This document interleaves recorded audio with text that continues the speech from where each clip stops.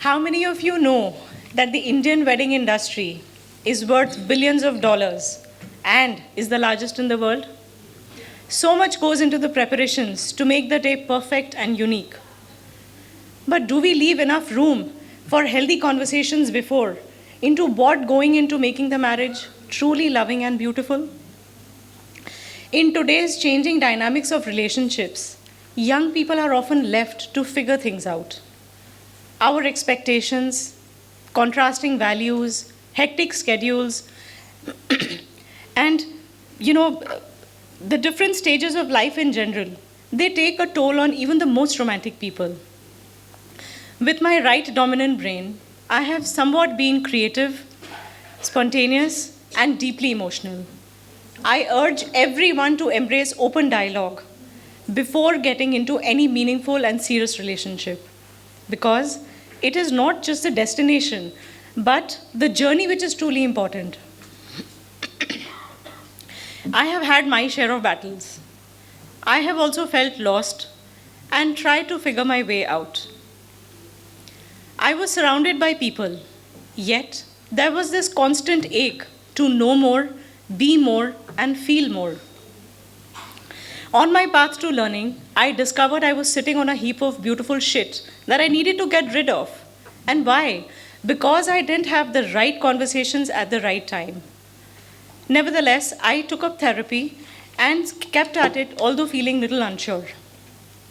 I realized no work can actually begin unless we admit that our scenario is not perfect and it needs improvement. Some truths came as revelation and some as shocks that took time to process. Setting boundaries was a major challenge, and I was constantly living in shame, guilt, and confusion. My unfulfilled expectations from my family and my inability to accept my own desire for more love and acceptance, it was drowning me. Reacting after bottling up my emotions for a long time made me react in such a way that it created havoc.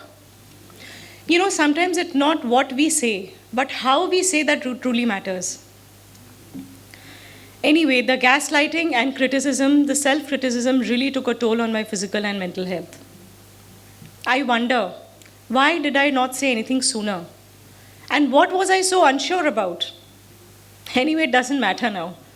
I grew more resentful, bitter, and I kept overthinking. My children became my only source of joy. And although I thought I'll be able to keep my children out of the toxicity. But they are like sponge. They absorb everything. Sometimes, people live on their own paths while performing their roles, whether it is a provider or a nurturer. They forget to appreciate one another and respect one another. It gets tiring, lonely, and disheartening. As I took therapy, slowly and steadily, I realized my self-esteem was improving. I got the courage to take up more challenges in my professional as well as personal life. I actually felt happy and confident. Have you ever planted a seed? How beautifully it grows into this gorgeous plant with pretty flowers. But it happens only with proper nourishment. Without that, there is no growth, there is no sustenance. I stopped watering my soul. As COVID hit, I spiraled down to the dungeons. My demons were back to haunt me.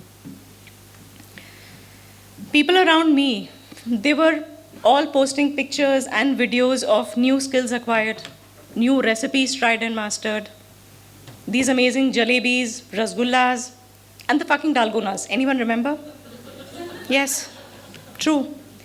And here I was, feeling hopeless, pathetic, and lonely. Spirituality also doesn't help the hopeless. I took the first step again, sought help, and I'm really thankful for the support that I've always received in the past decade from Cornash. There are still times when my confidence dwindles.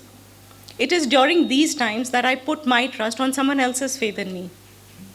It is really true that, you can never really over-appreciate anyone. Genuine compliments always hold a special place in your heart. My family and my few handful friends took so much pride in me that it gave me the courage to start rebuilding again. I believe life is not a single race to the finish. It is a series of marathons where my own continuous movement will matter. I promise myself that I will not stop. I will work hard and really, rebuild myself and find my new net worth. Thank you, everyone. See you soon.